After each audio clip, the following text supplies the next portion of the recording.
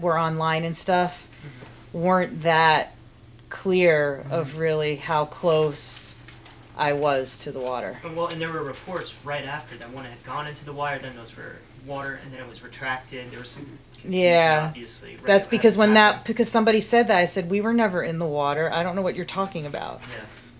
Yeah, but it was close, like you said. Yeah. So then, how did you get out? Did someone help you? A firefighter. They moved me away from the one side and put me to the other side, and then after, there was somebody on a backboard that had to be taken out. So after they took that person out, they helped me because I had to walk over the seat backs and stuff that were on the floor. And he was helping me out over those.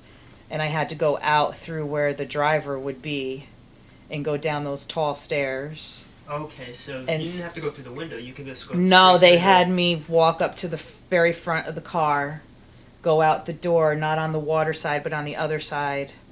And I had to balance on these big, thick wires. And then the firefighter handed me off to an NYPD officer who walked me across all the tracks over to the staging area. Okay. How was the staging area? Well, I didn't go to where everyone else was going because I was refusing to leave. Okay. Why? Because, yeah. So they sat me on a guardrail, and then people kept becoming aware that I was sitting there, and a random stranger was there just staying with me and protecting me from media that were already showing up trying to interview people that close. Yeah, they had, because it all happened so fast. They got there that fast before the official, wherever that ended up being, before that official area was set up. Okay. But then I don't even know how long I was sitting there, and then people started gradually through stages moving me back and moving me, and then finally into an ambulance into the hospital.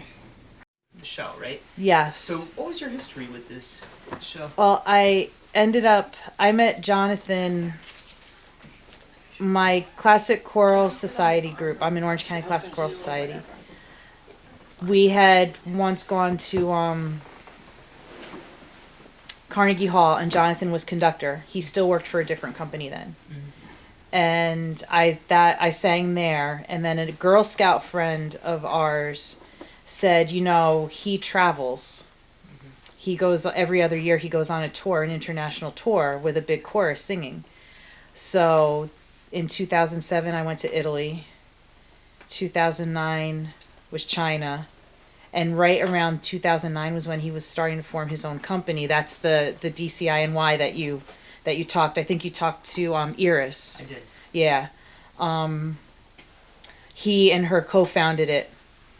And then I went to, and they told you about going to Turkey. I'd gone to South America too. But that's how I know Jonathan. And what he does is during the year, they run concert series. He's not always the conductor. But when he's conductor, he talks me into going and singing with him when it's appropriate for an individual singer. Because usually the way it works is it's bunches of choruses from places put together. The chorus I was a part of, there were, I think, 2 choruses from Canada. There were 2 choruses actually from Singapore. And one of the choruses was from Australia, I think, if I remember what they said on Friday. So people from all over the world come. And you and Donna had done this before together. This was the 3rd time that he had done this arrangement of the Messiah. It's a symphonic arrangement instead of the regular chamber arrangement of it. And it's actually, if you find the poster online for it, it explains what edition it is and what recording it came from. I don't know. But this year she decided that she didn't want to get up early the day after Thanksgiving, so she decided just to be, they call them VIP patrons, so that she could come to the rehearsals, she could come to the concert. It was a complimentary concert ticket, and then she could come to the reception after, because they do a nice big reception after the concert. Oh, okay. So there was going to be a big reception afterward as well? Yes. So have you guys attended the reception before together? Oh, yeah. Big kind of... Because it's open bar and free food. Yeah, that's great. So did you guys usually take just the train down there, or I never drive. I'm afraid to drive down there. Okay. So we've always taken Metro North. When we go to the Mets games, we take the train, and always from Beacon. Okay. And we've never had a problem at all. Yeah. And you said you never had a problem, huh? Sorry, I'm rocking. And you said you went to like Mets games down there Yep. before take it down there? Yep. Big Mets fan? Yes. Mets and Renegades, right? Yes. Uh-oh. I sense some Yankee fans. Mm-hmm. Yeah. That was me. That was you. Was that you being hauled away? That was you. That was you. Yeah. No. Rewind that for a second. I'm sorry. We can't. We're recording it. We'll look at it after. All right. That was you. me. That was the back of your head. Yeah. Yeah, it was. That was freaky. Okay. Hi. It's surreal. Sorry. Sorry. Yeah. Is it so? I guess we should just get. So, tell me, as far as you want to tell me, what happened. As far as what you remember, and what you can get into. Yeah. Well, we got on the train and everything was fine. Did you fall asleep right away? Pretty much, but then I was always aware of every stop, just because I get into that habit. Because coming home, I never want to miss Beacon because. Yeah. The worst fear is getting stuck on the train going past and then have to pay the fare to come back down just because you missed the stop because you fell asleep. Yeah. So, yeah, we, and she was dozing too.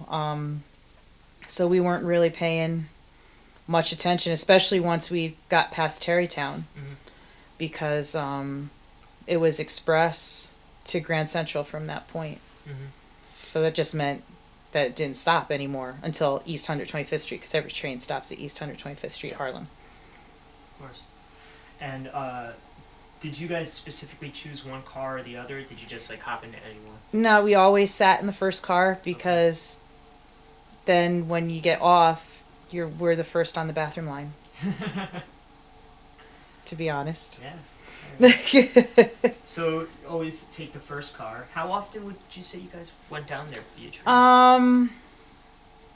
Well, we would do a Mets game, 1 or 2 Mets games, and then if there was a concert or something, so maybe 4 or 5 times a year, and then only concentrated like this when I would be doing something with Jonathan, because it's 2 days of rehearsal, and then the third day is the concert, the dress rehearsal and the concert. Okay. You guys arrived there early. It was the 5-something train. It was the 5 whatever out of Poughkeepsie, which made it the 612 out of Beacon. It was the 554 out of Poughkeepsie. Okay. And then, was there anyone else in the car with you guys? Any other people? Yeah, there were other people in there. Okay. Yeah. Yeah. So, you said you were kind of, after Terrytown, you were kind of... Yeah, we were just dozing off, just waiting until we got in. Sitting in the same... We were in the same row of seats, yeah. Yep. Did you have anything with you? Just our bags. Okay. Yeah. Were you dressed for the occasion, I guess? I was partly dressed because the concert dress isn't very comfortable and it's not very warm. So I was partially in concert attire, but we had our coats on and everything. Got it. Just lounging out. Did you notice anything unusual about the ride ahead of time? Not until everything happened. So, what made you first aware of when it started happening? I talked to someone else who said they kind of heard...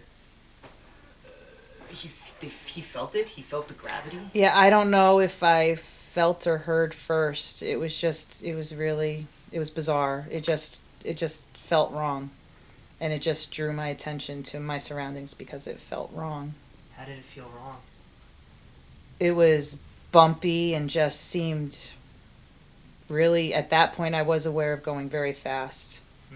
And then felt the sensation of being tilted sideways and just bouncing up and down and up and down. Bouncing up and down and up and down, you said? Yeah. And was it a blur? Do you remember it clearly, or how does it? Is it? It's just all like a movie going on around me. pretty much. I'm sorry you guys have to hear this. You okay talking about it? You sure? Yeah. Yeah, let me know. So I don't know how much you want to get into this, but I figured I'd ask and let me know. Once everything stopped, let me start by saying the person I've already talked to, they said that and you mentioned this, the upholstery seats were kind of flying up. They were.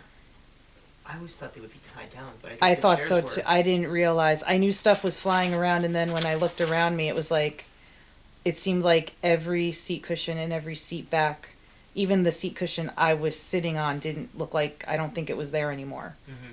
Like, that's how much movement there was. Mm-hmm. And it's just, they were just all strewn all over the place. And that, I couldn't believe that. Can you say, when it came to a stop after all that, where were you? How were you, like, oriented? I was kind of still in the seat, but I was kind of sideways, like in the corner, and the seat cushions were on top of me.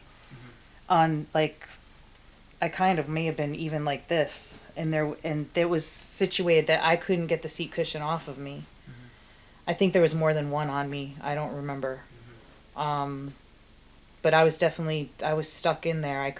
I wasn't at an angle that I could move stuff off of me. Okay. Is it heavy, I guess?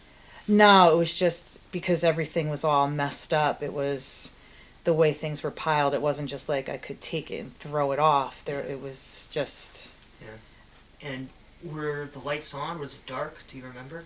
The sun was up already, so I don't know if the lights were on or not, because since it was around this, I guess it happened at 7:20. That's what I've read is what time that it's happened. Thereabout, yeah. I've heard. It was light out already, so I don't know if they were on or not. Okay.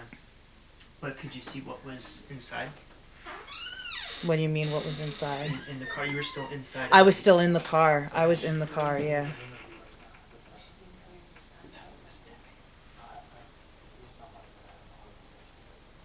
It's the neighbor that gave you the paper yesterday. She probably saw you guys coming in. Yeah. Oh, okay. Yeah. Oh, okay. Should have been that. Yeah. Welcome back to lunch. Okay.